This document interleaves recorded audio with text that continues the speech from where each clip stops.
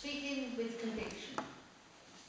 This evening, I'm going to give examples of people whom I think speak with great conviction and have spoken, and a lot of their speeches are memorable and recorded because of that. But tonight, before we start on particular individuals, I've got to say one thing. Every one of us in this room is here tonight because we all love the English language. A speech is powerful when the right language is used, or when you can say something simple but in a very powerful way.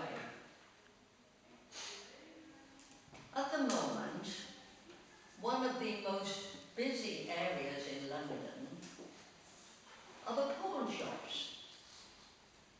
Now you might wonder what that is to do with speaking, but it's to do with the fact that a lot of people who have actually had bonuses in the past and cars and everything are going through very, very hard times.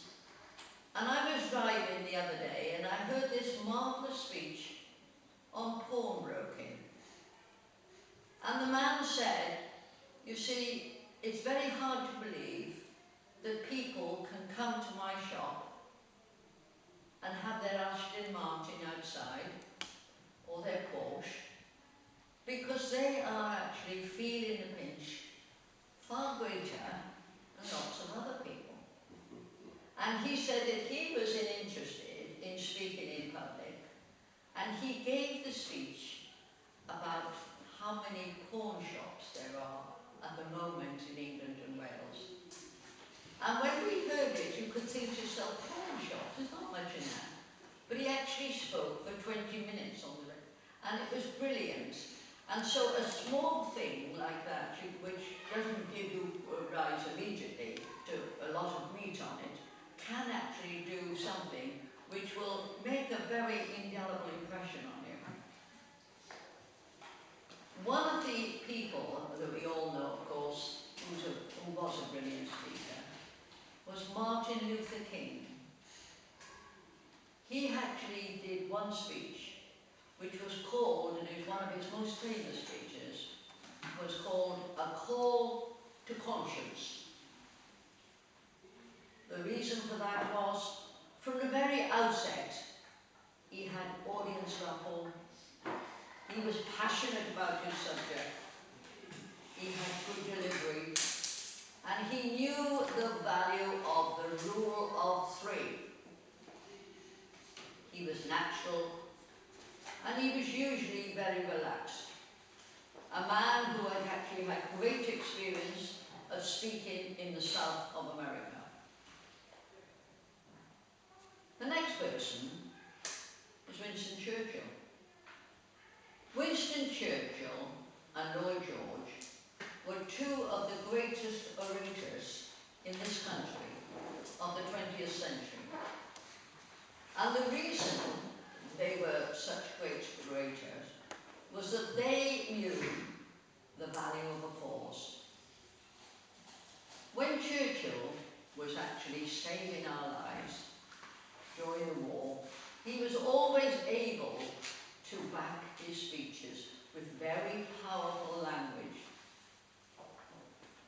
He repeated the phrases to increase the impact and wanted to get his message across. We shall fight them on the beaches. We shall fight them on the seas. We shall fight them in the air and on the beaches. On the landing ground, in the field and in the streets, and in the hills. We shall never, ever surrender. So he's used his rule of three. We shall fight them on the seas, we shall fight them in the air, and he repeated that the way down. So one can never forget that speech. And of course, Winston Churchill, he actually knew himself that he didn't need to make long, flowery speeches. his strength was that very often he was able to use short sentences. Rhetorical questions, as we all know, are very good for any speech at the beginning. Asking so that you engage your audience immediately. Asking a question. And with rhetorical questions, it does hit the audience. Harold Macmillan, his famous speech, of course, was The Wind of Change, all about Africa. It was statesmanlike, it was very solemn, but it was very, very to the point. Another one, Margaret Thatcher. Now, when Margaret Thatcher was learning to speak, she had a coach in London in the Conservative Party who couldn't stand to hear her at the beginning because she always was higher in her voice at the end and she couldn't bring it down. And they actually had many sessions together when he was tearing his hair out quietly. But he was determined that she would actually speak the way he wanted it, the way which would have the most impact. So she listened, and she took upon herself to repeat those things which I have just told you about, the value of a pause, rhetorical questions, and the rule of three. So what we've got in all these speakers, I'm telling you, all these speakers who speak with conviction, is that they have known the ground rules. And speaking in public is very much like building a house or a cathedral. You have to go up in small bricks and bricks until you've got a whole edifice. So as long as you know those ground rules, it will actually enable you to come through and speak with conviction. Barack Obama, he changed, as we all know, the political voting system in America because 13 million internet speakers were able to hear him. He held his hand out to the younger element in America, and his voice gave them comfort because he brought them into his speeches. Immediately after his acceptance speech, and this was a turning point for him, when he was accepted by the Democratic Party in America to be the political candidate for the Democrats for the presidency, he immediately did one thing after he had that honour bestowed on him. He actually spoke to all the people on the internet in America who had actually said they would be part of his team. So he rallied the youth, and he did that by having people all over America, in all the states, who were able to look after these young people who were actively mobile, but never ever had been tested to be harnessed to be able to speak.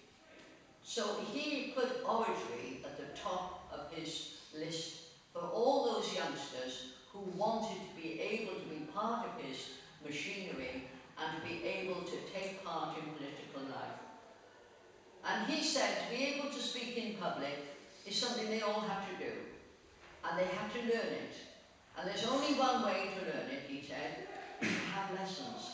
So teach you the skills that when you get up there and you get sorted out and you get asked why you want to be in a selection committee, you're able to answer those questions. So it's a learning skill. So speaking in public, for lots of those youngsters in America, was actually given that power by Barack Obama. And of course, he was well entrenched to be able to do that, because he was not only a lawyer, he was a lecturer, but he was a very, very convinced politician, and he knew how to put it over. And as a lawyer, his training, of course, is that any person who, in this country, or as we all know, they take lessons about how to speak in court when you're a lawyer. And the first thing they always say to them, remember your bullet sentence to open up and your sentence to finish at the end. Because those are the two sentences that people will remember. And when you remember, when you're in court, people can't always remember everything you've said. So try to sum up in 3 special points at the end. So you might see, if you go into any courtroom in the country now, a young barrister on his feet, and you'll always notice that at the end he says 3 things. Well, to sum up, ma'am, your lady, I'll put it in a nutshell. And he's either doing that because he thinks, you know, I've got to reinforce with this one, I've got to tell them again so that they know. But he's actually doing it so you make you remember. Oratory, as I say, is something that we all want to be able to do. And Aristotle's book, which actually spoke about the rhetoric, it set the ground rules for the art of oratory and persuasion. There's lots of other things in the language that we must know about. Pathos, manipulating audiences how you want them to be able to listen to you. And emotions. But actually, speaking with conviction is speaking clearly and with sincerity. Thank you.